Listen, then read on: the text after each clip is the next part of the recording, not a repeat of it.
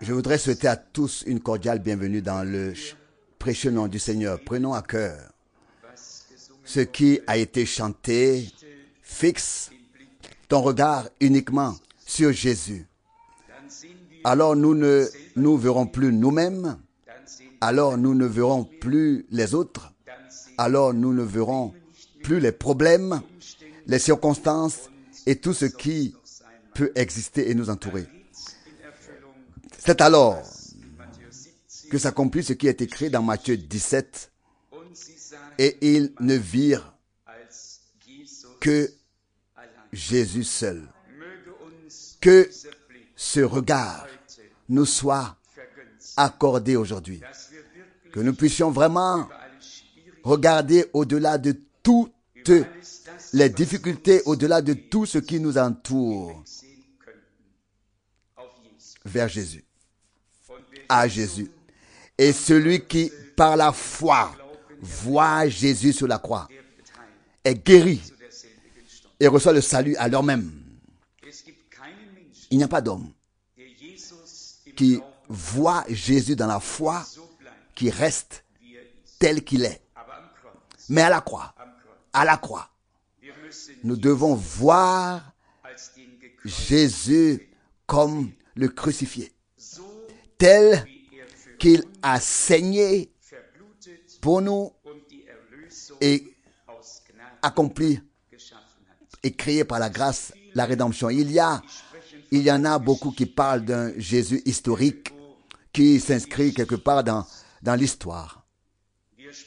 Nous parlons de Jésus-Christ qui a commencé l'histoire du salut, qui a donné un sens et un objectif et un but à l'histoire du salut. Pas l'histoire du salut.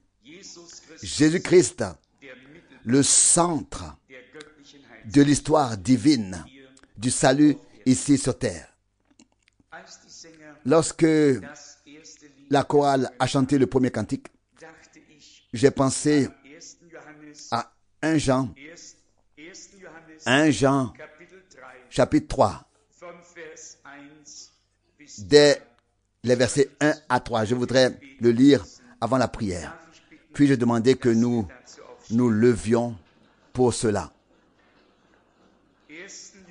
1 Jean chapitre 3, des versets 1 à 3.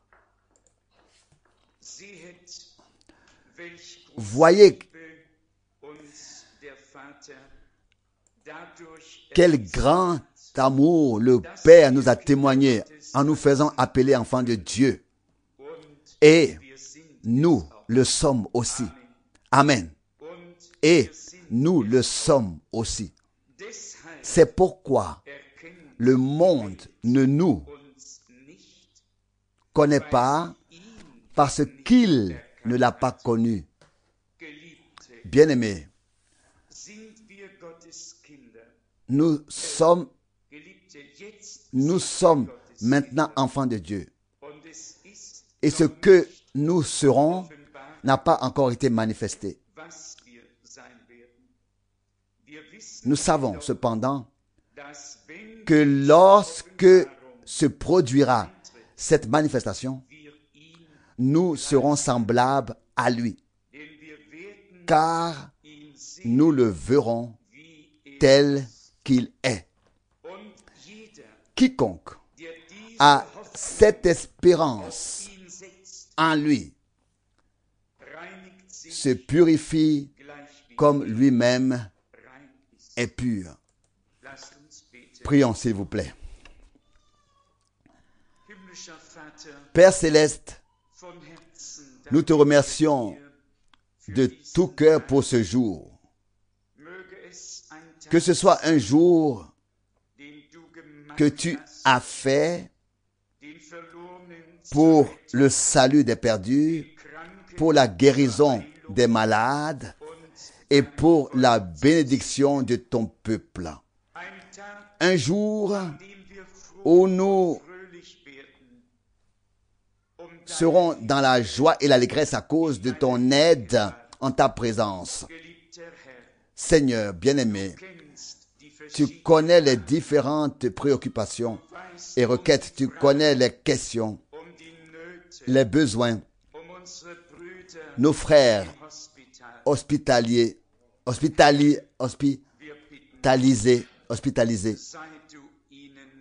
Seigneur, nous te prions d'être proche d'eux. Bénis le frère Andeket. Bénis le frère Bazer. Seigneur, bénis tous ceux qui se sont confiés à nos requêtes. Fais apparaître la différence entre ceux qui te font confiance et ceux qui ne le font pas. Fais-nous trouver grâce devant ta face. Accorde à la foi l'autorité et le pouvoir divin que nous avons en vertu de ta parole et de ton nom. Ô Seigneur, puisse la restauration devenir une réalité divine dans ton Église. Je te prie maintenant, fidèle Sauveur, d'enlever de ma vie, de notre cœur à tous, tout ce qui est perturbateur, tout ce qui dérange, tout ce qui fait obstacle. Accorde la réconciliation avec toi, la réconciliation entre nous, le lien avec toi et le lien entre nous, la communion avec toi et la communion de l'Esprit entre nous. Enlève tout malentendu. Enlève de nous tout ce qui attriste ton esprit. Fais de nous des enfants de Dieu raisonnables, guidés par ton esprit. Seigneur, nous plaçons consciemment cette réunion sous la couverture du sang de l'agneau.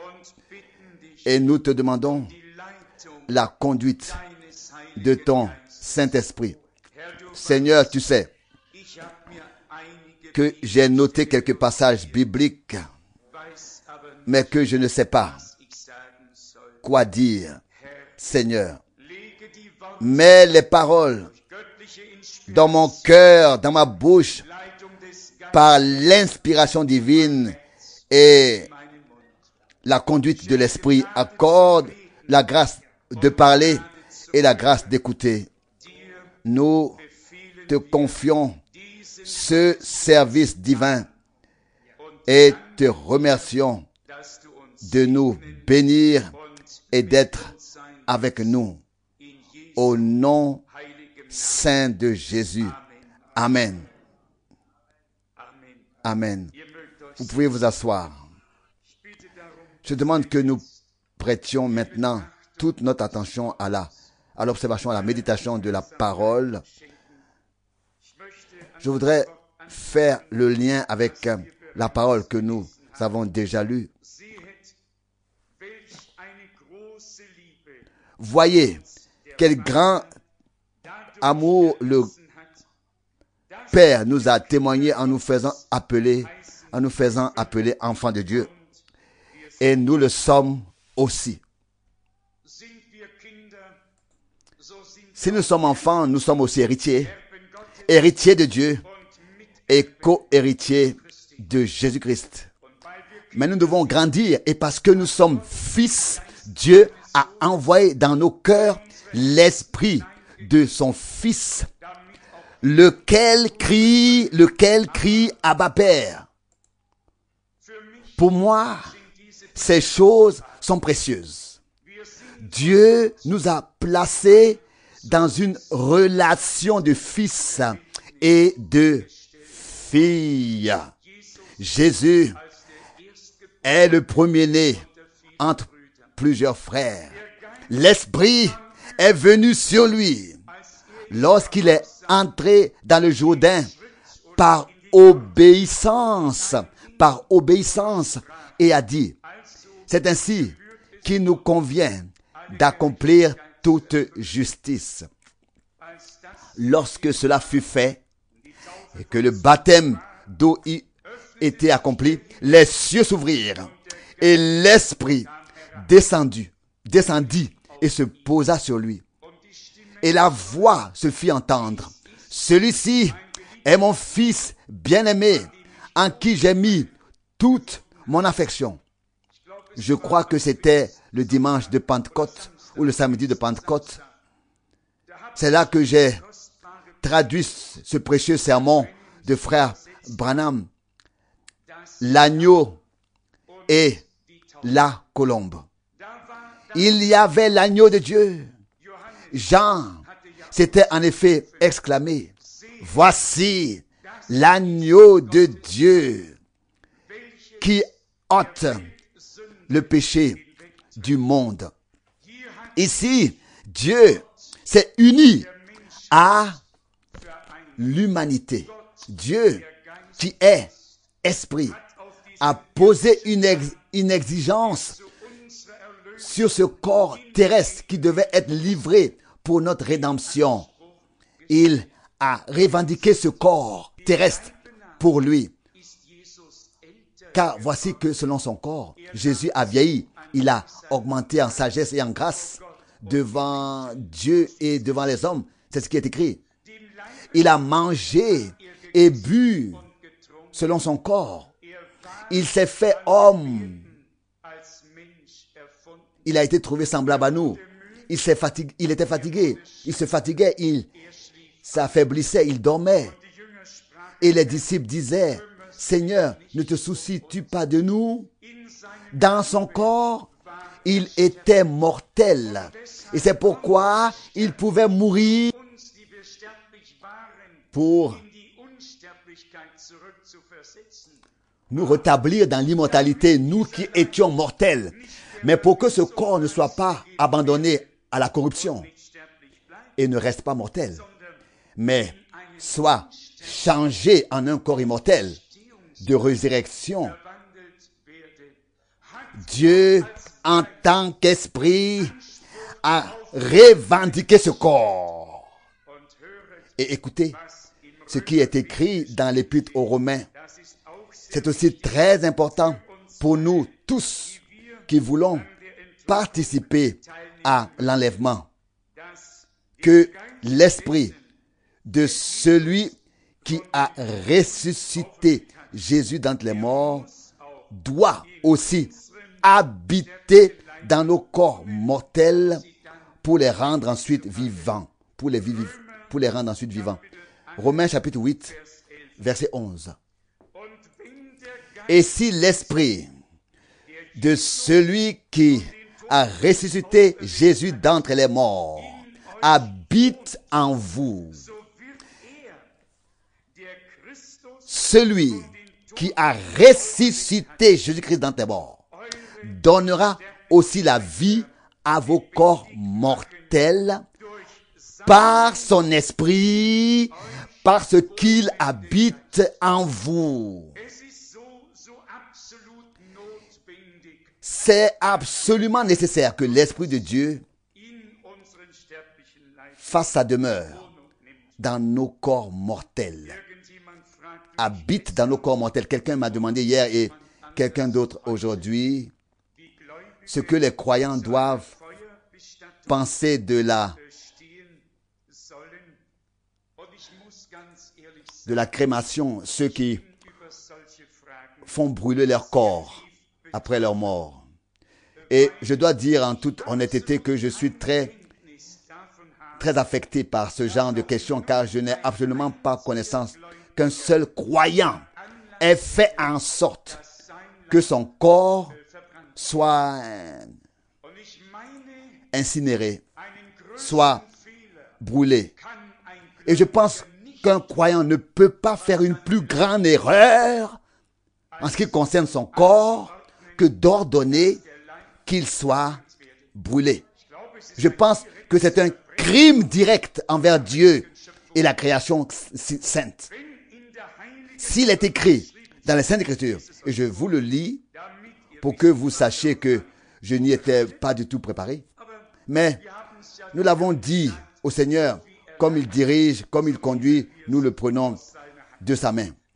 L'homme n'a pas été formé de cendre, mais de terre.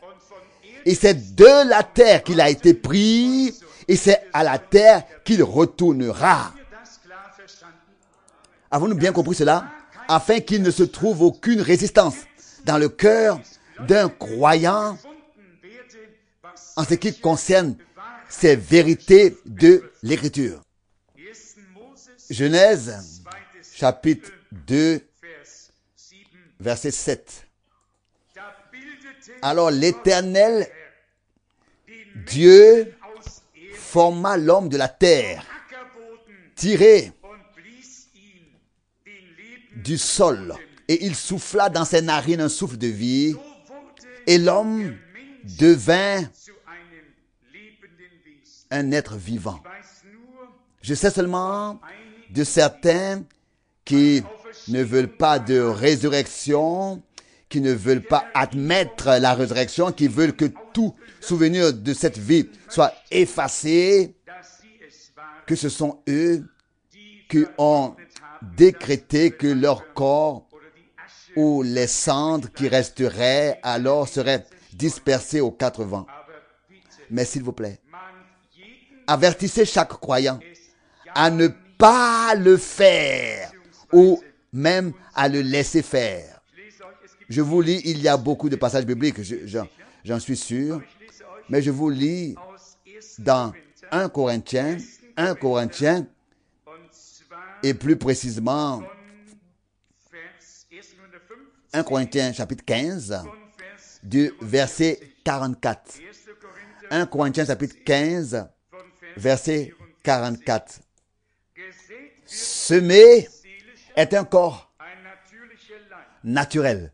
1 Corinthiens 15, verset 14. Avez-vous entendu ce qui est écrit ici? Non pas l'urne, non pas les cendres, mais le corps. Le corps. Semer est un corps naturel. Ressusciter est un corps spirituel. De même qu'il y a un corps naturel, il y a aussi un corps spirituel. On pourrait continuer à lire ici, mais pour conclure aussi ce sujet, nous voulons ici exprimer ce fait que les vrais croyants, en ce qui concerne les vrais croyants, s'ils appartiennent à une famille non croyante, qu'ils le fixent suffisamment à temps avant leur départ, déclarent en toutes circonstances comme dernière volonté qu'ils souhaitent un enterrement tel qu'il était pratiqué il y a de nombreuses années, à savoir un enterrement de la dépouille mortelle qui est ensuite mise au tombeau. Est-ce que j'ai été assez clair?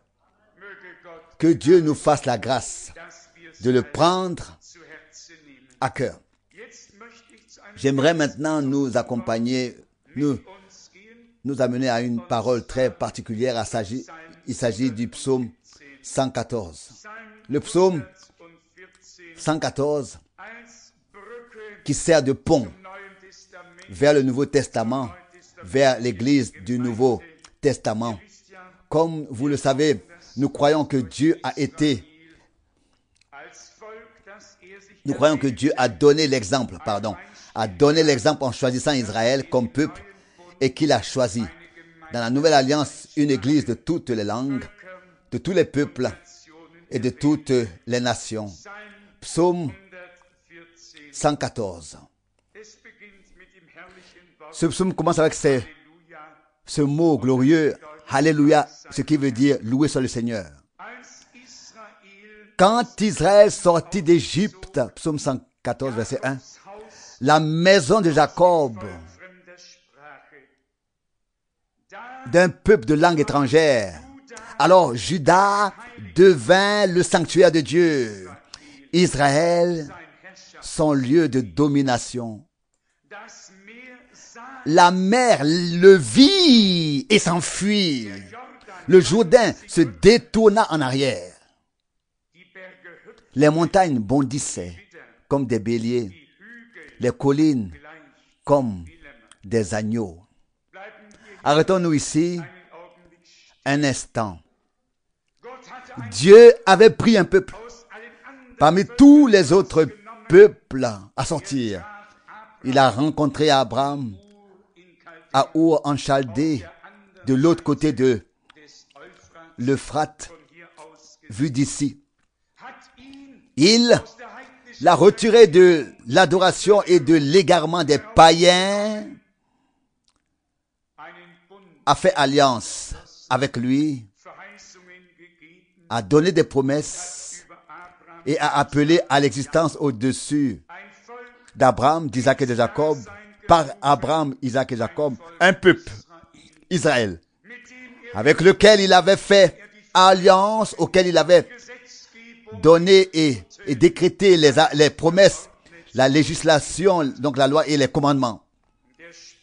Et il dit, je veux dire dans Deutéronome chapitre 4, je n'y étais pas non plus tout à fait préparé, mais il devrait être écrit ici que ce n'est pas un autre peuple qu'il aurait choisi. Deutéronome chapitre 4, verset 35. Tu es venu pour le voir, pour savoir que l'Éternel est l'unique Dieu et qu'il n'y en a pas d'autre que lui. Du ciel, il t'a fait entendre sa voix pour t'instruire. Et sur la terre, il t'a fait voir son feu puissant. Et du milieu du feu, tu as entendu ses paroles. Ensuite, le verset 39.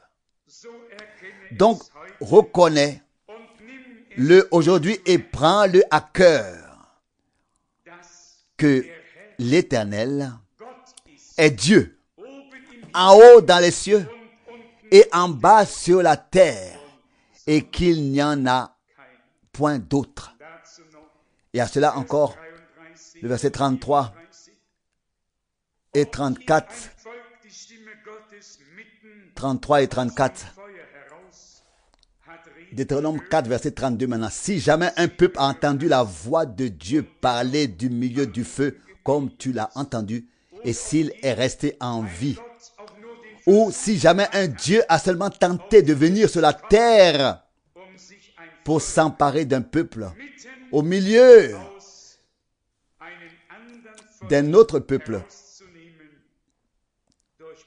par des épreuves, par des signes et des prodiges, etc., etc.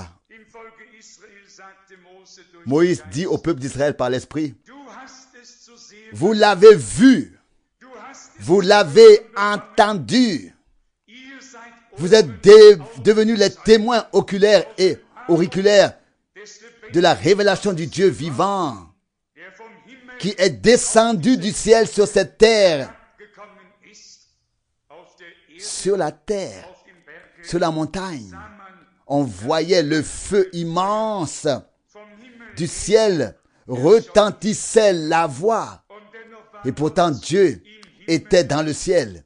Et il était en même temps, au même moment, sur la montagne.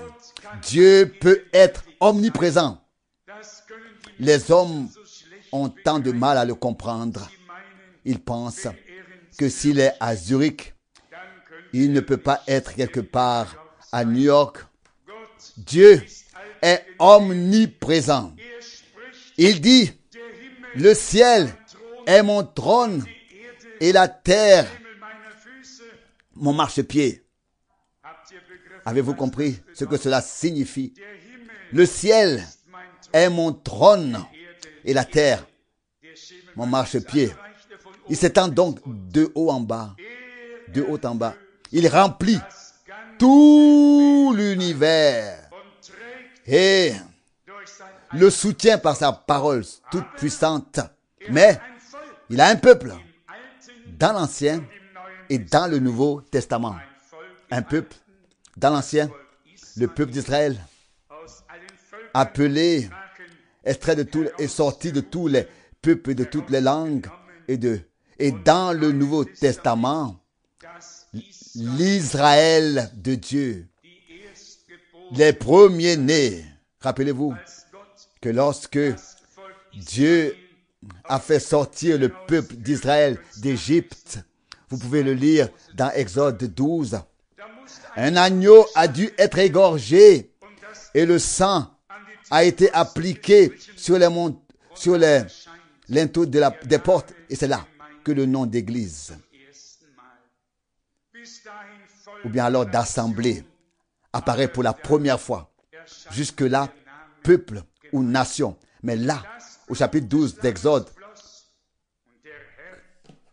c'est là que le nom d'assemblée apparaît. L'assemblée. Le sang de l'agneau a coulé et le Seigneur a formé une assemblée, un peuple qui représentait son église, son assemblée, pour y faire sa demeure. Écoutez encore une fois cette parole. Relisons Psaume 114, verset 1. Quand Israël sortit d'Égypte, la maison de Jacob d'un peuple de langue étrangère, alors Juda devint le sanctuaire de Dieu, Israël son lieu de domination. Alléluia. Alors Juda devint le sanctuaire de Dieu, Israël son lieu de domination. Remarquez-vous la différence. Le lieu de domination s'étendait sur une plus grande surface. Il y avait en tout 12 tribus, le lieu de la domination de Dieu. Mais le sanctuaire s'étendait seulement à Juda, pas à tout Israël, à Juda. Israël, son lieu de domination, mais Juda, son sanctuaire. Quelle était la promesse faite prophétiquement à la tribu de Juda?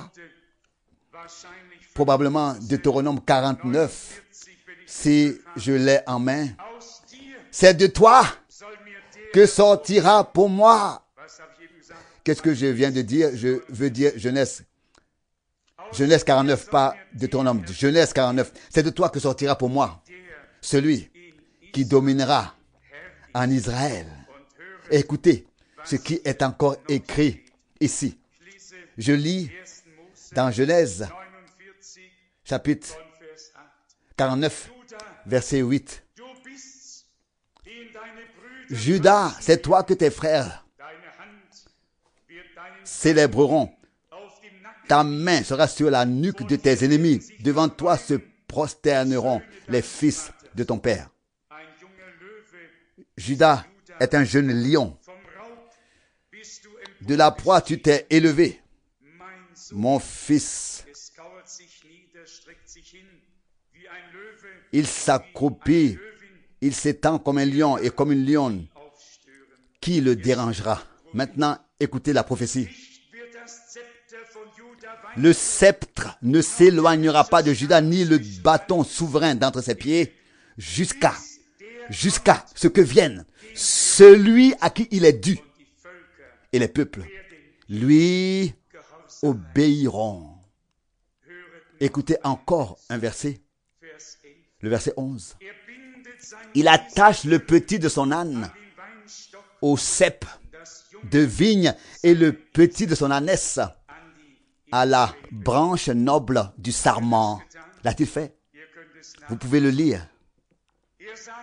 Il dit à ses disciples, allez, cherchez l'ânesse et l'ânon et dites-le quand on vous le demandera. Le Seigneur en a besoin et il les renverra. L'avez-vous tous lu? Qu'est-ce que c'est dans Matthieu? Dois-je le lire aussi? J'espère que je m'adresse à des gens qui ne se contentent pas de lire les journaux quotidiens ou d'écouter les informations, mais qui connaissent vraiment très bien les Saintes Écritures. Matthieu 21, vous pouvez le lire l'entrée de Jésus à Jérusalem. Il est dit ici au verset 2. Avec cet ordre, allez au village qui est devant vous. Vous y trouverez aussitôt une ânesse attachée à un ânon avec elle. Avec elle. Détachez-la et amenez-la moi, etc., etc. Vous pouvez le lire vous-même. Écoutez ce dont il s'agit. Le Seigneur ne veut pas seulement une église universelle, pas seulement une église en tant que telle, qu'il considère comme son lieu de domination. Il veut, à l'intérieur de cette église, avoir une épouse.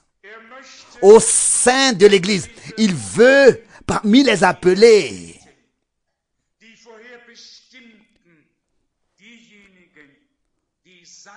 avoir les élus, les prédestinés, ceux qui constituent son sanctuaire. Et je vais vous montrer dans un instant d'après les Saintes Écritures qui ils sont. Nous lisons encore une fois le psaume 144 maintenant. Le psaume 114, 114, à savoir les versets 3 et 4. Vous connaissez les faits et il est dit ici maintenant. Donc, psaume 114, versets 3 et 4. Le verset 3 maintenant. La mer le vit et s'enfuit. Qu'est-ce que la mer a vu et fui et a fui? Ce que l'Éternel Dieu avait choisi comme lieu de domination donc en tant qu'Israël et comme sanctuaire en tant que Juda. Et la mer l'a vu et a fui. Même le Jourdain a tourné à l'envers. Bien-aimés, en lisant cette parole mercredi soir dernier, elle m'a traversé la moelle et les os. La mer l'a vu. Les Égyptiens l'ont vu. Le Jourdain l'a vu. Les Amorites, les Jébusiens et qui qu'ils soient l'ont ressenti. Tout l'entourage s'est rendu compte que le Dieu des cieux avait un peuple sur la terre et au milieu de son peuple, un noyau considéré comme son sanctuaire où il pouvait se manifester lui-même. Au verset 5, la question est alors posée. Qu'était-ce pour toi, ô mer, que tu fuyais? Je me demande aussi. Mer rouge, que t'est-il arrivé? Qu'est-ce qui s'est passé? Que t'est-il arrivé? Quand tu as fui, qu'est-ce que tu as vu? Pourquoi as-tu reculé? Reculé pour que le peuple d'Israël puisse te traverser à pied sec. Loué soit le nom de l'Éternel. La mer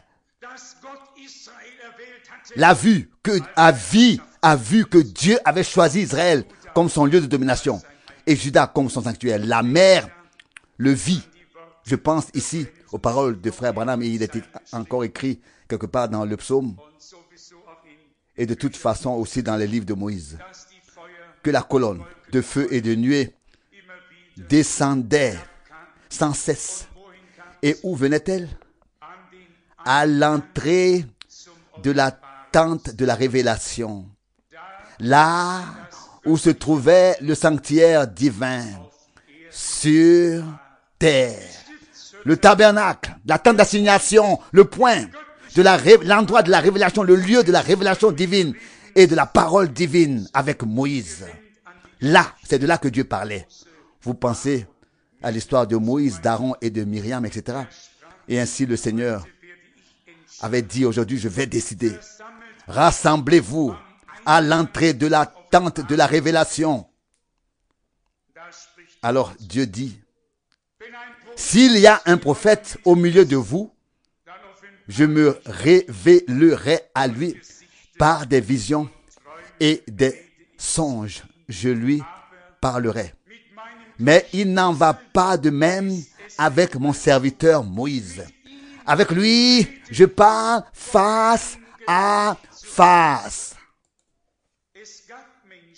Il y avait des gens qui avaient communion avec Dieu et il y avait des gens qui voyaient la manifestation visible de Dieu. Et alors, c'était le Seigneur. Mais nous avons passé cela en revue et nous n'avons pas besoin de le décrire ou de l'expliquer plus en détail. Dieu est esprit. Et en tant qu'esprit, personne n'a vu Dieu. C'est ce qui est écrit dans l'évangile de Jean, au premier chapitre, au verset 19. Mais si des hommes ont vu Dieu, ils l'ont vu en tant que Seigneur, sous la forme visible dans laquelle il a apparu, marchant dans le jardin d'Éden.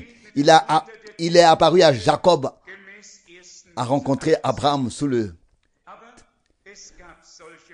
térubenthe, selon Genèse 18. Mais il y a eu de tels hommes sur terre. Et vous le savez, lorsque Moïse est descendu sur la montagne après les 40 jours, son visage a resplendit de la gloire de Dieu. Il est écrit, il contemplait Dieu, il voyait Dieu, mangeait et burent en présence de Dieu. De quoi s'agit-il pour nous aujourd'hui? Je devrais poser la question dans l'autre sens. De quoi Dieu se préoccupe-t-il aujourd'hui? Et ce dont Dieu se préoccupe doit aussi nous préoccuper, toi et moi. Nous pouvons que vouloir ce que Dieu veut. Nous ne pouvons vouloir que ce que Dieu veut. Si nous n'avons pas encore atteint ce niveau, nous devrions nous faire que Dieu nous fait la grâce de l'atteindre. Que t'est-il passé aux mers? Que t'est-il arrivé aux mers? Pour que tu aies fui l'Éternel regardant dans la colonne de nuée et de feu. Il avait fait entendre sa parole et dit à Moïse, va prendre le bâton et élève-le au-dessus de la mer et je la partagerai. Les saints, je la diviserai. Les saintes écritures disent si bien, les eaux se tenaient des deux côtés comme un mur. Expliquez cela aujourd'hui à un athée. Il vous laissera tomber et pensera que nous sommes un cas pour le psychiatre. Non. Et encore non. Je n'ai aucune peine à croire que Dieu est tout-puissant. Lui qui a créé le ciel, la mer, la terre, la mer et tout ce qu'ils contiennent, ne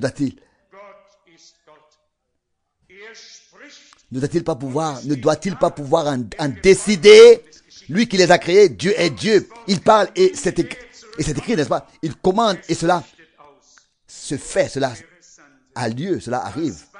Il ordonne et cela se tient là. La parole de Dieu ne peut jamais revenir vide. Elle exécute ce pourquoi il a envoyé. Qu'est-ce qui t'a fait fuir aux mers, à toi, Jourdain, de tourner le dos? Qu'était-ce pour vous, montagne, que vous sautiez comme des béliers, vous les collines, comme des agneaux? Maintenant, écoutez le verset 7. À la vue de l'Éternel, tremble, toi, terre, à la vue du Dieu de Jacob, qui change le rocher en étang, le roc en source d'eau.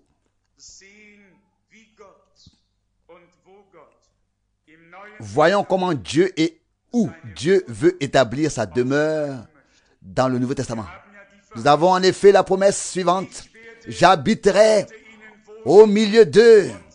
Je serai leur Dieu et ils seront mon peuple. C'est probablement le chapitre 6. 2 Corinthiens, chapitre 6. 2 Corinthiens, chapitre 6, du verset 15 qui nous accorde le contexte là-dessus. 2 Corinthiens 6, verset 15.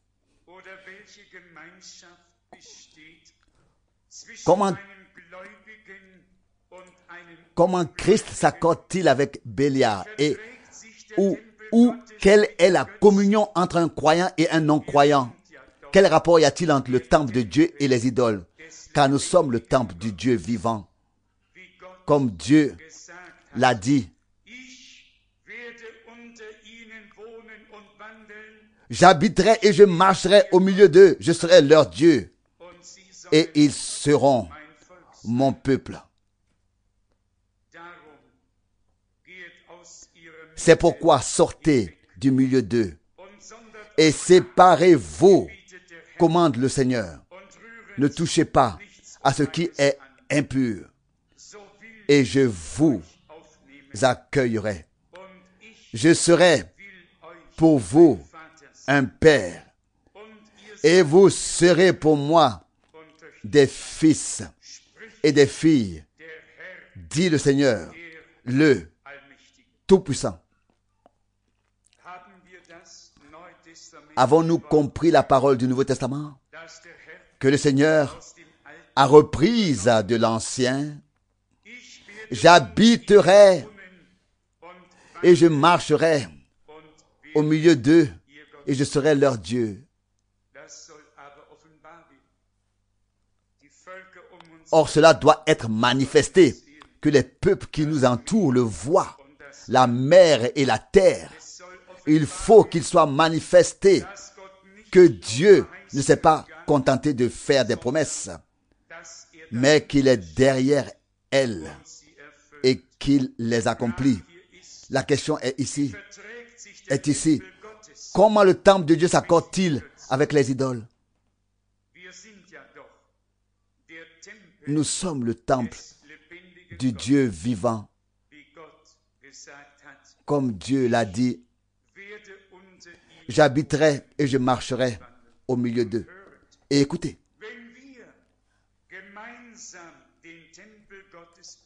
maintenant écoutez, si nous formons ensemble le temple de Dieu, croyez-vous qu'il en soit ainsi? Croyez-vous qu'il en soit ainsi? Oui. Comment Dieu veut-il marcher? Comment cela sera-t-il visible ici? Où Dieu veut-il habiter? À côté de toi, à côté de moi? Non. En toi, en moi. Avons-nous compris cela? Si nous formons le temple de Dieu, alors Dieu ne peut pas habiter en dehors de nous, c'est-à-dire en dehors de son temple. Il veut en effet habiter dans le temple, dans son temple. Et le temple de Dieu est saint. Et c'est ce que vous êtes. Quelle parole merveilleuse. Mais cette parole doit maintenant devenir une réalité. Et écoutez, dans quel contexte elle se trouve? Car c'est dans ce contexte qu'il est dit ici, sortez du milieu d'eux et séparez-vous, ordonne le Seigneur. Maintenant, je peux certainement demander si nous avons compris le cœur même du message de la fin des temps, pas seulement les merveilleuses révélations sur l'unité de Dieu, sur la divinité, qui nous ont été révélées par l'Esprit, que Dieu s'est révélé dans le ciel en tant que Père, sur terre dans le Fils, et qu'il habite dans les croyants par le Saint-Esprit. Mais toujours, en ce qui le concerne, il reste et demeure le seul et même Dieu d'éternité en éternité. Dieu au-dessus de nous, Dieu parmi nous et Dieu en nous. Mais ce n'est pas tout. Donc Dieu avec nous et Dieu en nous. Mais ce n'est pas tout. Si ajoute le baptême biblique tous les enseignements tels que Dieu nous les a donnés par grâce. Mais maintenant, c'est toi et moi qui sommes demandés et sollicités par Dieu. Maintenant, Dieu adresse la parole à ceux qui ont été appelés à sortir, afin qu'ils se mettent à sa disposition maintenant pour former le temple saint du Dieu vivant ici sur terre. Un lieu dans lequel Dieu peut habiter lui-même. Individuellement, nous sommes, comme Paul le dit ailleurs, le temple de Dieu dans notre corps, que notre corps est le temple de Dieu, et celui qui détruit le corps, le temple de Dieu, Dieu le détruira, n'est-ce pas? Et ensemble, nous formons ce sanctuaire divin sur terre. Et maintenant, nous arrivons à ce point. Dans tous les 7 écrits dans Apocalypse, chapitre 2 et 3, le message divin est adressé de manière générale à tous les croyants. Puis vient l'avertissement que celui qui a des oreilles pour entendre ce que l'Esprit dit aux églises. Et ceux qui, à l'intérieur de l'Église, dans un âge de l'Église, à qui Dieu a donné des oreilles spirituelles pour comprendre et recevoir ce que l'Esprit dit, et l'entendre, l'écouter, le comprendre, ce sont ceux-là qui sortent réellement de tout pour former ensuite la communion des saints, pour être baptisés ensemble en un seul corps, par un mouvement charismatique qui part de l'évangéliste, qui lui-même suit ses propres voies, défend ses propres enseignements et gère les choses comme elles sont gérées partout. Non. Cette parole est adressée à ceux qui ont entendu le dernier message, et nous vivons dans le dernier âge de l'Église, qui y ont cru, qui l'ont suivi et qui sont sortis selon la parole de l'Écriture tirée d'Apocalypse 18, que je voudrais aussi lire, car frère Branham s'y est toujours référé. Apocalypse 18, verset 4.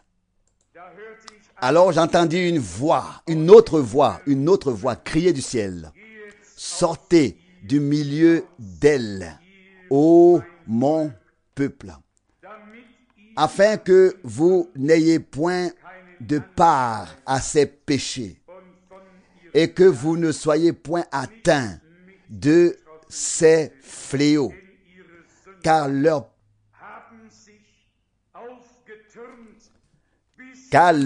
péchés se sont accumulés jusqu'au ciel et Dieu s'est souvenu de leurs iniquités. C'est le temps de l'appel à sortir, de ceux qui ont été sanctifiés par la parole, purifiés par le sang, pour ensuite former le sanctuaire de Dieu sur la terre. Devenir une demeure de Dieu en esprit, afin que Dieu, ou bien alors dans l'esprit, afin que Dieu puisse habiter lui-même et marcher et agir parmi nous. Et ce, de manière à ce que cela puisse aussi être vu et entendu. Avant cela, nous ne nous satisfaisons pas. Et parce que Dieu nous a donné des promesses dans sa parole, nous les croyons. Et parce que nous les croyons, nous les verrons s'accomplir. Comme je constate que certains sont fatigués, je ne peux m'empêcher de faire remarquer que moi aussi, tout à l'heure, en arrivant à la gare centrale de Zurich, j'ai entendu l'annonce. Maintenant, nous sommes arrivés à la gare centrale de Zurich. Et voilà que je devais descendre et que je me suis endormi. Et quand on a annoncé que le train Donc l'annonce a été faite dans les quais dehors et je l'ai entendu. Heureusement, pour un tel et tel endroit, je me suis réveillé et je me suis précipité de sortir, de sortir. Mais cela ne veut pas dire que vous pouvez dormir ici, devant. Ici, il n'y a pas de train qui s'est arrêté. Ici, c'est un train qui est parti. Ici, on écoute quand la parole du Seigneur est prêchée. Et celui qui est fatigué, qu'il le dise à son voisin pour qu'il puisse veiller sur lui et le maintenir éveillé comme, comme la parole de Dieu est merveilleuse. Oui, cette pensée est bonne. Que Dieu te bénisse. Revenons à cette parole glorieuse. Vous, mon peuple. Et c'est là que la différence se fait réellement sentir. Qui ne dit pas aujourd'hui qu'il fait partie du peuple de Dieu? Quand vous entendez l'homme de l'islam parler, il dit, ou alors c'est écrit dans le journal, qu'il a parlé à tant et à tant de croyants. Ce qu'il croit est une toute autre affaire. Mais il a dit à des croyants, il s'est adressé. Si l'homme de la ville aux 7 montagnes parle, il ne s'adresse qu'à des croyants. Il ne s'adresse qu'à des croyants. Et celui qui parle aujourd'hui ne s'adresse qu'aux croyants. Les non-croyants ne semblent même plus exister. Le monde entier est en quelque sorte croyant. Et celui qui connaît bien Jacques 3, sait très bien que même le diable croit et tremble. Cela ne veut encore rien dire. Celui qui croit en moi, comme l'Écriture l'a dit, c'est ce que nous lisons dans la parole de Dieu. Mais c'est là que j'ai remarqué la bannière d'un mouvement chrétien, dit chrétien, très prospère. Le slogan était « Jésus est Seigneur ». Et si vous lisez attentivement, il est écrit « Jésus ». Dans Romains 10, c'est écrit « Jésus est le Seigneur ». Pas Seigneur, mais le Seigneur. La plupart des gens ne remarquent pas tout de suite la différence. Il y a beaucoup de seigneurs, mais il est le Seigneur. Et en tant que Seigneur, il est Dieu, révélé, manifesté dans la chair. Et il a pu dire, celui qui me voit le Père.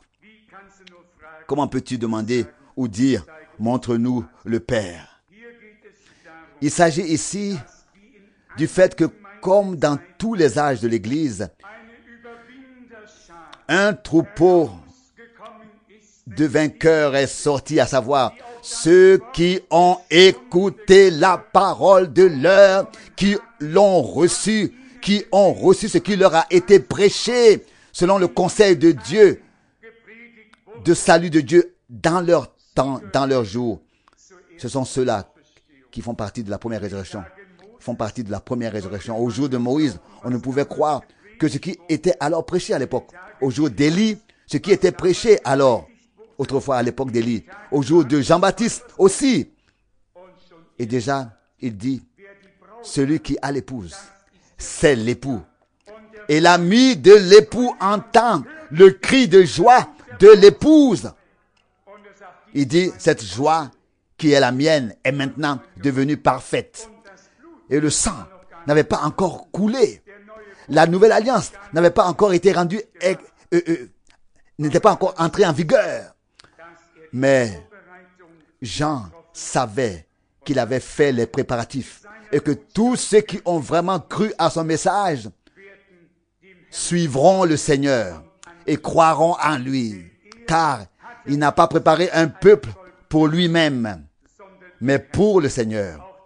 Je vous lis cela aussi avec une grande joie dans l'évangile de Luc, probablement l'évangile de Luc, chapitre 1, verset 16. Peut-être déjà la dernière partie du verset 15, Luc 1, la dernière partie du verset 15. Car il sera grand devant le Seigneur et ne boira ni vin ni liqueur enivrante, et il sera rempli de l'Esprit Saint dès sa naissance. Il ramènera au Seigneur leur Dieu un grand nombre de fils d'Israël. Et c'est lui qui le précédera dans l'esprit et la puissance d'Élie pour ramener le cœur des pères vers les enfants et les désobéissants à l'esprit des justes, afin de rassembler un peuple bien préparé pour le Seigneur. Amen. Telle est la mission divine du dernier message que nous recevons et que nous pouvons transmettre, afin de créer, de préparer un peuple bien disposé pour le Seigneur. Un peuple au sujet duquel il est écrit, où on peut dire, dont on peut dire, et son épouse s'est préparée. Il ne s'agit pas ici de la seule, il ne s'agit pas seulement de l'Église seulement, mais il s'agit de l'épouse qui est appelée à sortir de l'Église maintenant. Et cette épouse de l'agneau constitue le sanctuaire divin ici sur terre et devient le lieu de la manifestation de Dieu lui-même. Il habitera et marchera parmi nous. Je vais vous en donner la preuve dans l'Écriture sainte. Apocalypse chapitre 3, le dernier écrit, vous pouvez le lire, je n'ai même pas besoin de le faire. Dans le dernier âge de l'Église, Christ est montré à la porte, dehors, et frappe, n'est-ce pas? Et il frappe. C'est l'état du dernier âge de l'Église. À l'intérieur, on chante, on crie de joie, on pousse des cris de joie, on exulte, on prêche. Et semble-t-il des choses très puissantes se produisent. Mais il faut aussi que cela s'accomplisse pour que le Seigneur puisse dire en ce jour-là, retirez-vous de moi, je ne vous connais pas. En ces jours, nous distinguons clairement où est-ce qu'il y a des églises, là où il y a une activité pieuse, religieuse, avec un esprit dénominationnel, où l'on fait beaucoup de choses, et l'épouse, et entre l'épouse qui est appelée à sortir maintenant, et qui a vraiment compris de quoi il s'agit aujourd'hui, à savoir d'être en accord avec Dieu et la parole de Dieu. Que nos cœurs soient préparés à servir et à suivre le Seigneur dans l'obéissance. Que toute réticence intérieure nous soit ôtée. Et que ni les hommes, ni les démons ne puissent nous convaincre autrement.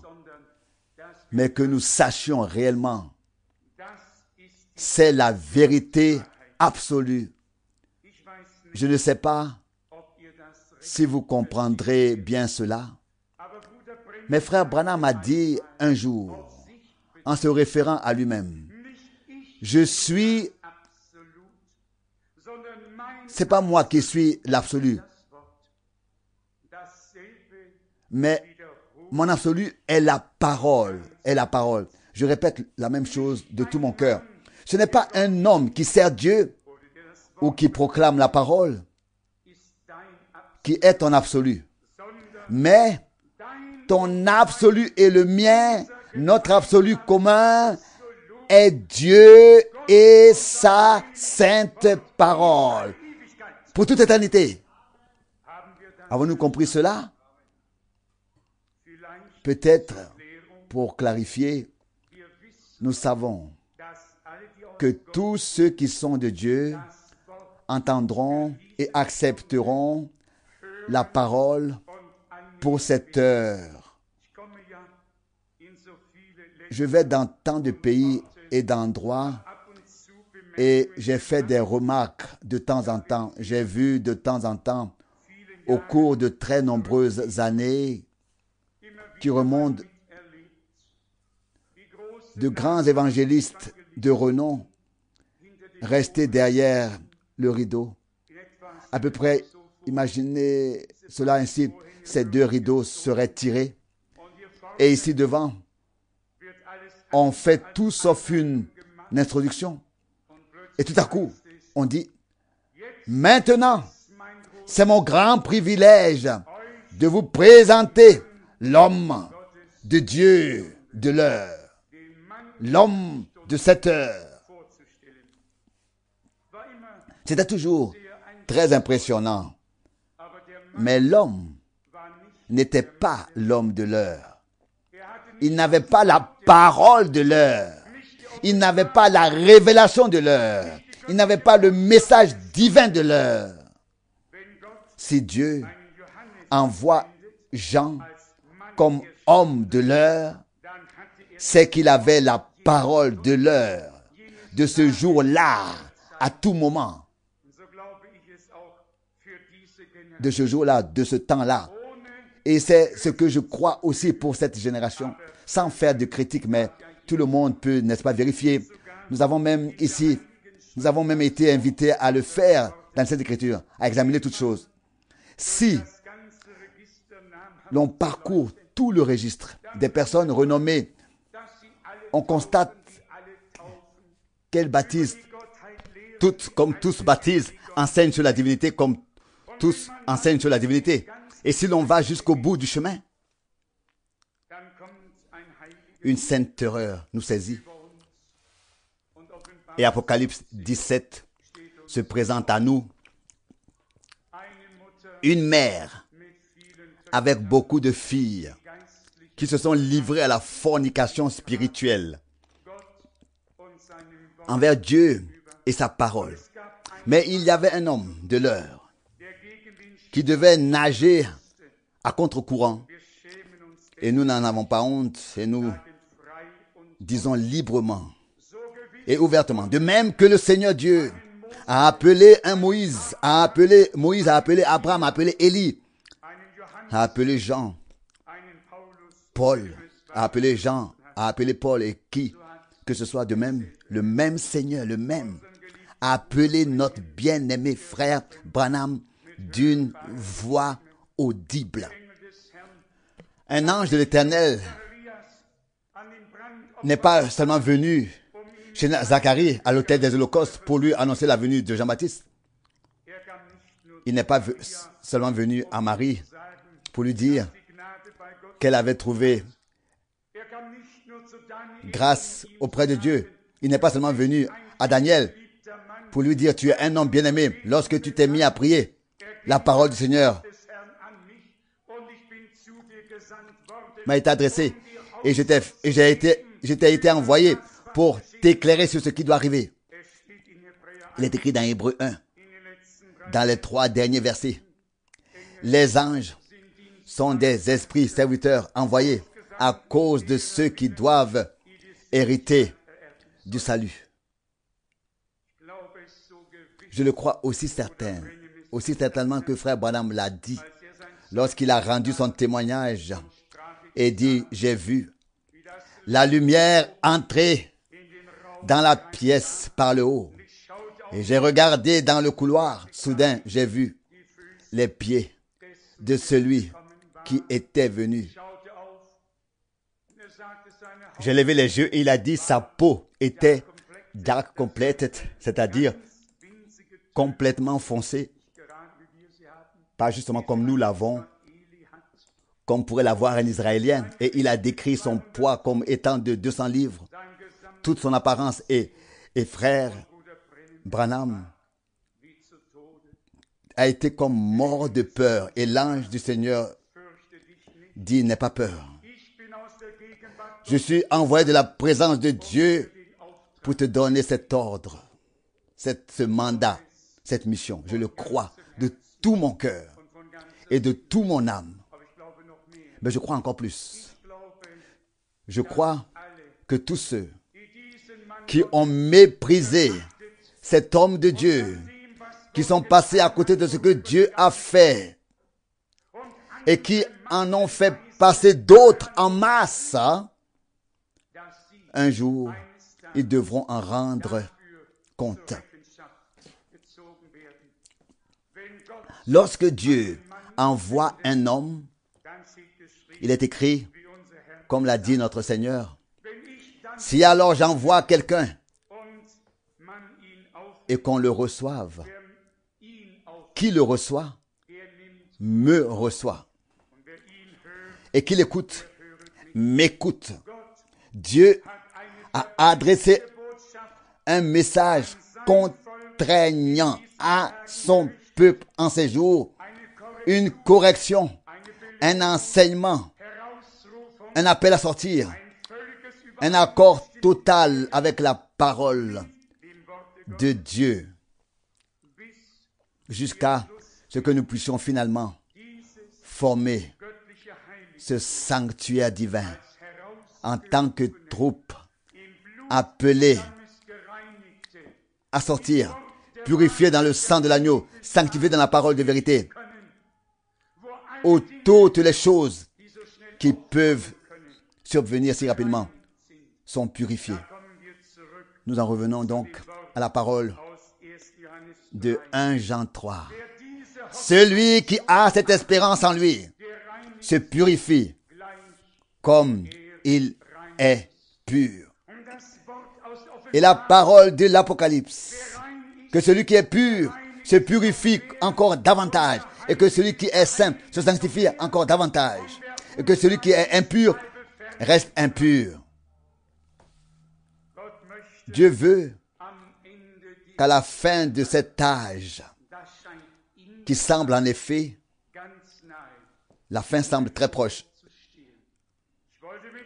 Je n'ai volontairement pas voulu entrer plus en avant dans la parole prophétique, car à quoi cela nous servirait-il si nous pouvions classer toutes les choses et que nous ne nous laissions pas nous-mêmes classer et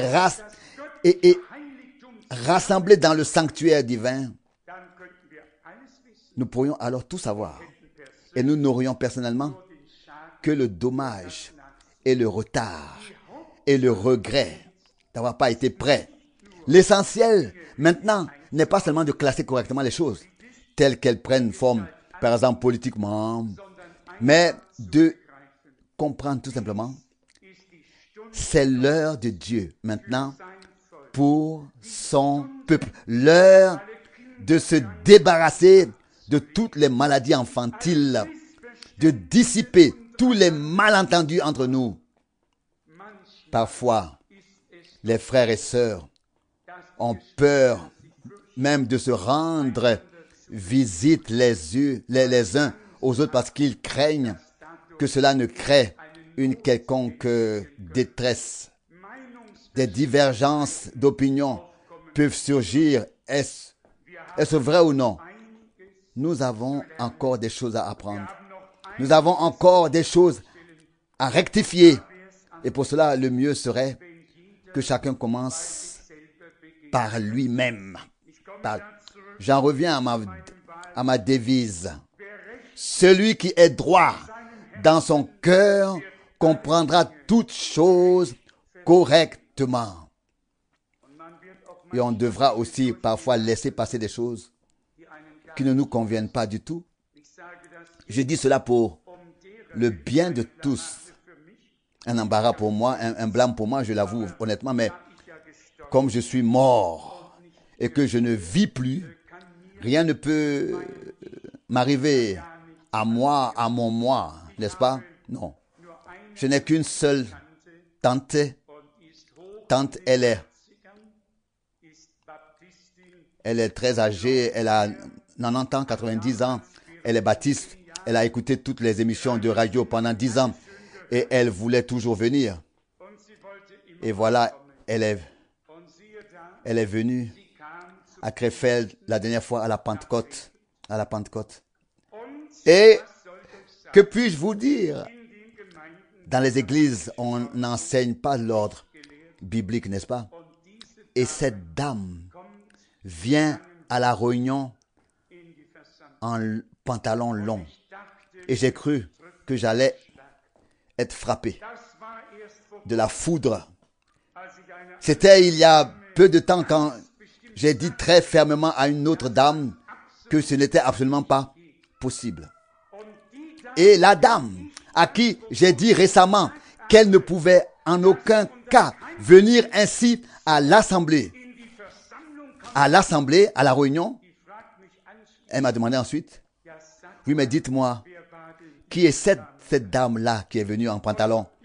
Et vous pouvez vous imaginer. Vous m'avez entendu? Mais à ma décharge, je tiens à dire que je ne l'ai pas vue, et que je ne le savais pas avant. Elle n'était pas chez moi, elle était chez d'autres parents. Avant de venir à la réunion, moi, je lui aurais enlevé son pantalon. Je suis tout à fait honnête. Je l'aurais habillé correctement. Ça fait partie du jeu. Mais je l'aurais fait avec amour. Non, comprenez bien moi bien. Vous avez tous bien compris. Je lui aurais dit très clairement, écoutez, je veux dire par là que je lui aurais dit très clairement. Écoutez ici. Chez nous, c'est comme ceci et comme cela. Et cela a été négligé par mes sœurs. Et j'espère qu'elles ne l'entendent pas maintenant. Sinon, je les ai fait culpabiliser. Nous ne voulons pas cela. Pourquoi ai-je dit cela? Pour souligner ce point. S'il vous plaît, ne devenez jamais extrême. Ne commencez jamais à l'extérieur, mais laissez Dieu agir de l'intérieur vers l'extérieur. Nous devons parfois être prêts à accepter de telles humiliations tout en gardant le même amour de Dieu dans nos cœurs. À la prochaine occasion, on dira déjà ce qu'il faut. Et elle a déjà posé les jalons, enfin remis les balances, et elle m'a serré les mains et m'a dit, en m'appelant par mon prénom, qu'elle voulait que je les visite. Et quand j'irai, je pourrais, avec amour, corriger les choses. Chers frères et sœurs, veillons à ne blesser personne, à ne pas passer sur la bouche de quelqu'un, comme on dit, n'est-ce pas? Mais à pouvoir servir au bon moment, avec le bon temps, ton au bon moment, à la bonne manière, avec le bon passage biblique, dans l'amour de Dieu, servir dans l'amour de Dieu. Qui voudrait se laisser utiliser ainsi par Dieu? Vraiment, suivre la direction de l'Esprit et ne pas simplement voir ce qui se trouve devant les yeux et agir ensuite peut-être de manière précipitée et spontanée, mais attendre que l'heure vienne. Mais en ce qui concerne les événements politiques de ces jours, permettez-moi de lire encore Apocalypse 17, car cela en fait tout simplement partie et s'intègre très merveilleusement dans l'évolution actuelle. Apocalypse chapitre 17 à partir du verset 14. Oui, peut-être même du verset 13. C'est un grand contexte.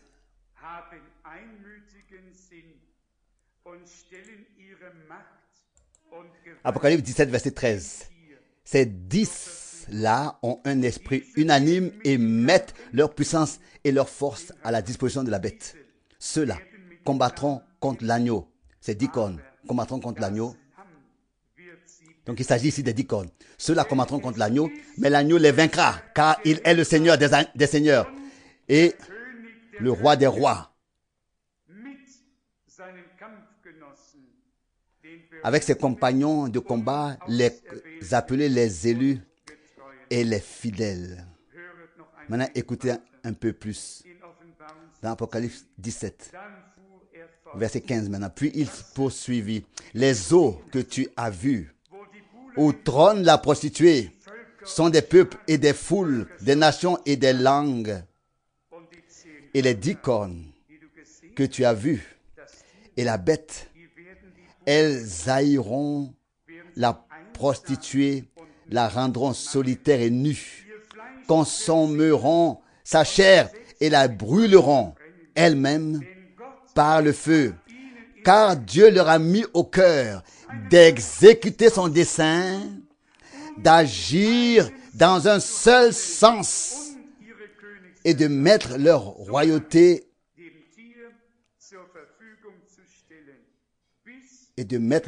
à la disposition de la bête jusqu'à ce que les paroles de Dieu soient accomplies. Enfin, la femme que tu as vue, c'est la grande ville qui a autorité sur les rois de la terre. Pour nous, ce n'est pas un mystère. Ce n'est pas une énigme. S'il y a une chose qui nous a été révélée, c'est bien celle-ci. Et quelqu'un m'a dit, en pensant très bien, ou même m'a demandé, peux-tu réussir à faire un sermon sans saisir l'Antéchrist? Et il semble que ce soit vraiment le cas. La dernière prédication est destinée à mettre Christ, à le montrer dans sa divinité et le mettre sur le chandelier, le placer sur le chandelier et l'Antichrist comme celui dans lequel Satan est entré. On ne peut pas faire autrement. Et cela aussi, je l'exprime ouvertement. Celui qui ne reçoit pas la révélation du Christ dans sa divinité par le Saint-Esprit se perdra dans des énigmes sur l'Antichrist et ne saura jamais qui il est. La révélation de Jésus-Christ est si dynamique et si puissante qu'elle implique que nous reconnaissions son adversaire tout de suite et que nous percevions les actions de l'adversaire et que nous les appelions par leur nom sans avoir peur. Et quelqu'un pourrait dire, tu joues avec ta vie. Non, ma vie n'est plus à moi. Désormais, ce n'est plus moi qui vis, mais Christ qui vit en moi. Ma brochure, l'Antichrist, a été traduite en polonais. 1000 exemplaires ont été épuisés en quelques minutes, en quelques semaines, pardon, mais il y a eu bien sûr une lettre de menace. J'ai reçu une lettre de menace très violente et ainsi de suite. Je ne veux pas mentionner les détails. Les signatures étaient nous les catholiques. Et les gens se sont sentis visés. Mais prenez ça pour vous, s'il vous plaît. Nous ne voulons rien à personne. Nous voulons seulement transmettre des informations divines. Soyez honnêtes. Qui ne s'informe pas aujourd'hui? Aujourd'hui, tout le monde s'informe sur tout. Tout le monde est au courant. Sinon, il y a des lacunes dans l'information, n'est-ce pas? Mais dans le domaine spirituel, personne ne veut vraiment être informé. Hein? Ils veulent tous continuer avec l'ancienne tradition. Nous sommes destinés à être appelés par Dieu. Nous nous sommes présentés devant le camp de chaque dénomination et nous avons la tâche de transmettre le message divin de l'appel à tous ceux qui sont encore dispersés partout, mais qui sont encore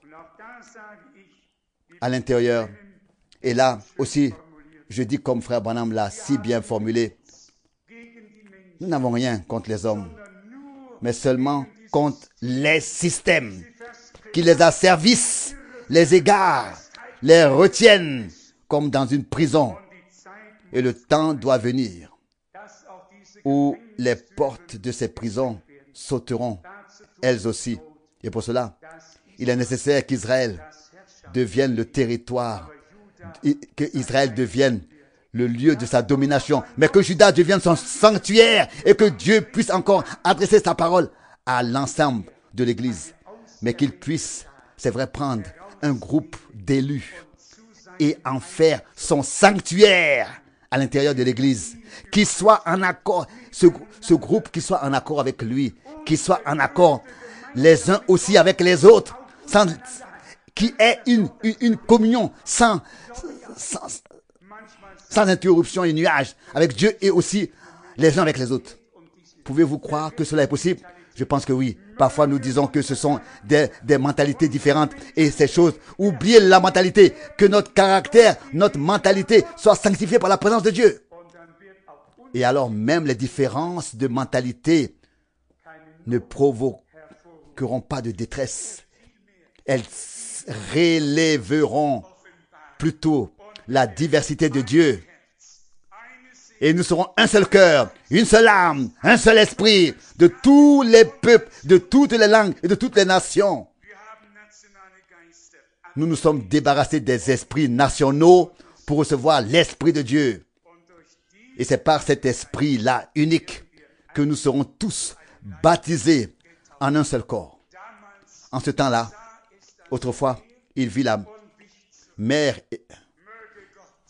Il est écrit que la mer le vit et recula. Que Dieu fasse venir l'heure où nous ne parlerons pas seulement de ces choses, mais où elles seront vues. Pas seulement par nous, mais que d'autres aussi le verront et le sentiront. Et où l'on devra dire, en vérité, Dieu est au milieu de vous. Pouvons-nous croire que cela va arriver? Pouvons-nous croire qu'il y a des élus qui ont été appelés à former son sanctuaire? Dieu veut un sanctuaire sur la terre. Il veut habiter, marcher et se manifester au milieu de nous. Donnons-lui l'occasion, s'il vous plaît, de le faire dès aujourd'hui. Que ce service divin soit un service de consécration, un service de sanctification, au cours duquel nous prierons consciemment pour cela. Seigneur, tu nous as appelés dans un but très particulier.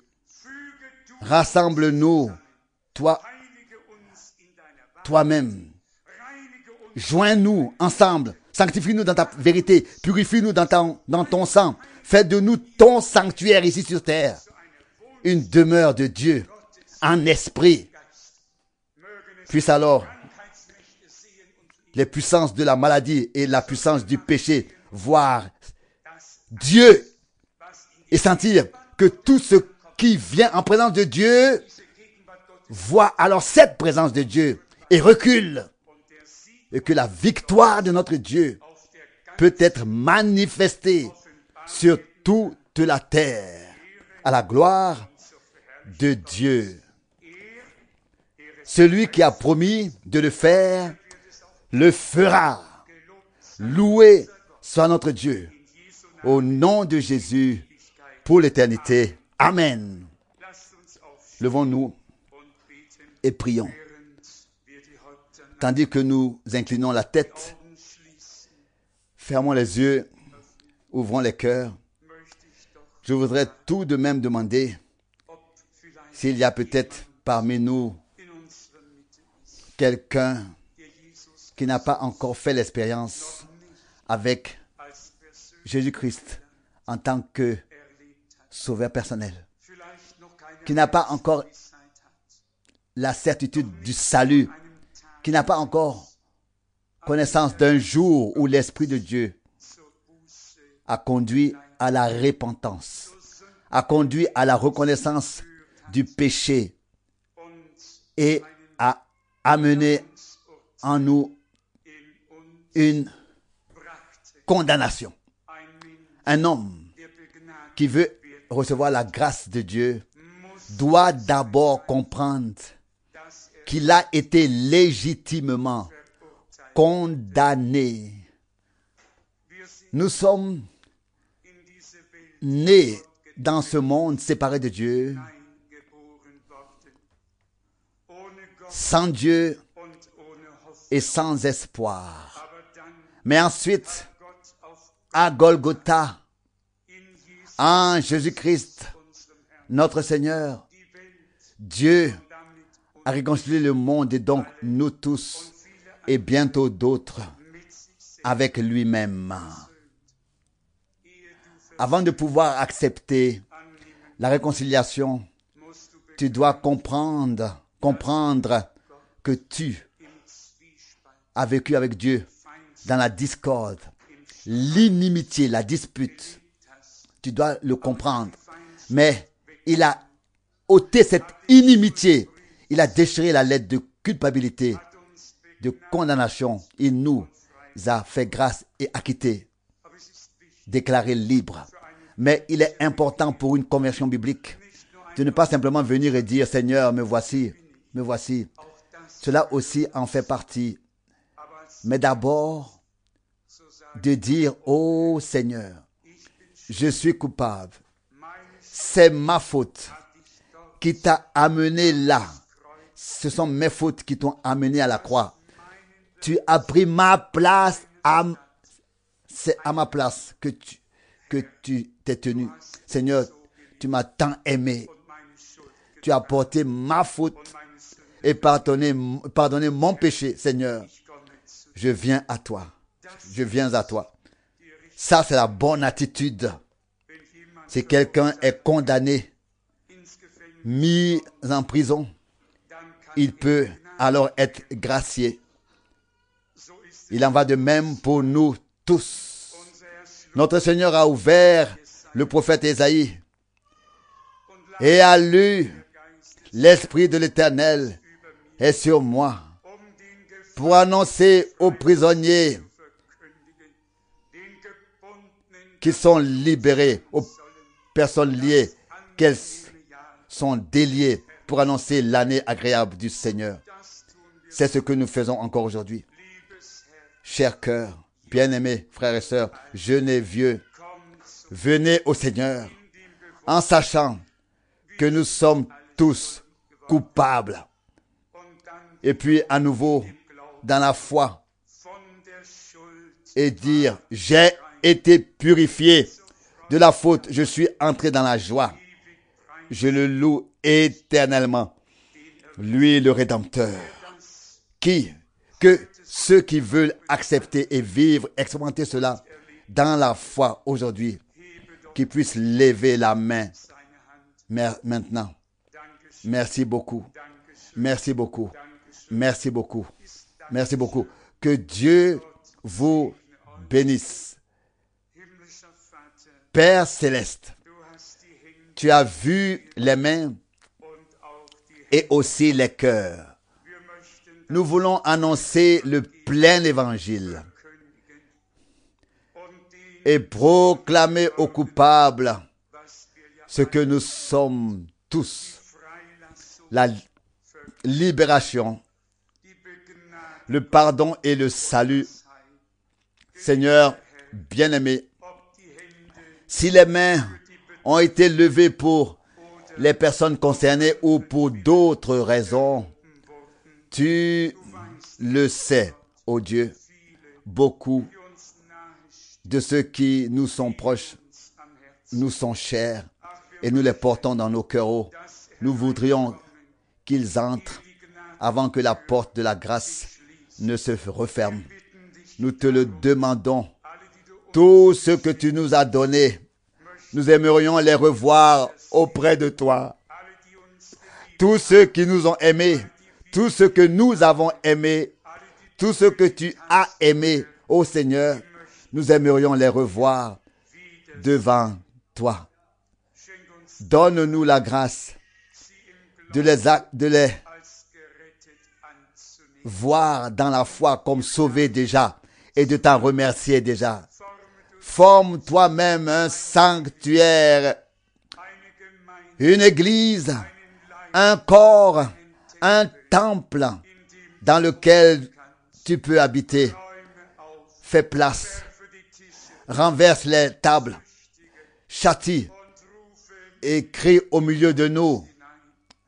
Ma maison sera appelée maison de prière. Mets fin à toutes les discussions, à toutes les tractations, à tous les malentendus, à tout ce qui se passe, ô Seigneur. Sanctifie-nous afin que nous puissions devenir ton sanctuaire, car tu es saint et nous devons être saints. Ô Seigneur bien-aimé, puisse-t-il te plaire d'accomplir maintenant cette sanctification en nous et de l'approfondir à partir d'aujourd'hui jusqu'à ce que nous soyons sanctifiés de part entière selon l'esprit, l'âme et le corps. Tu as en effet dit que je me sanctifie pour eux, afin qu'ils soient eux aussi sanctifiés. En vérité, tu as dit, je suis saint et vous devez être saints. Seigneur bien-aimé, et c'est ce que tu nous fais dire par Pierre après qu'il se soit exclamé et est écrit, vous n'avez pas été rachetés par des choses périssables, par de l'argent ou de l'or, mais par le sang saint et précieux de l'agneau. Seigneur bien-aimé, du saint ne peut sortir que des saints. Et ainsi façonne-nous à ton image. Fais-le par grâce et fais-nous aussi reconnaître où nous devons nous dépouiller, renoncer à ceci ou cela, où notre langue doit être encore circoncis. Ô Seigneur, prends-nous de la tête aux pieds, nos pensées, nos réflexions, nos paroles, nos actes, nos mains, nos yeux, nos oreilles, nos pieds. Prends-nous comme une offrande totale, un sacrifice total. Fais-le aujourd'hui avec nous tous, Seigneur. Ne laisse pas ta parole revenir à vide. Je crois qu'elle a accompli et continuera d'accomplir ce pourquoi tu l'as envoyé. Nous te remercions, Dieu Tout-Puissant, pour le sang de l'agneau, pour la parole de Dieu, pour le Saint-Esprit. Sois puissamment efficace, agissant dans ton sanctuaire, qui est en train de naître au sein de l'Église. Et puisses-tu être présent parmi nous, de manière à être vu et vécu, marche et habite parmi et dans la troupe appelée à sortir pour l'honneur et la gloire de ton nom. Seigneur, je sens ta présence. Tu es ici, ô Dieu. Tu es ici et tu nous appelles. Je vous ai rachetés. Je vous ai appelé à sortir. Je vous ai sanctifié. Acceptez-le. Laissez-vous pénétrer et marcher dans l'obéissance selon la parole de Dieu. Seigneur bien-aimé, nous prions pour tous en Autriche, en Suisse, en République fédérale d'Allemagne et tout particulièrement en URSS et dans tous les pays du bloc de l'Est. Nous prions pour M. Gorbatchev, nous prions pour M. Reagan et pour tous les autres chefs d'État et gouvernement. Car c'est ainsi qu'il est écrit que nous devons le faire.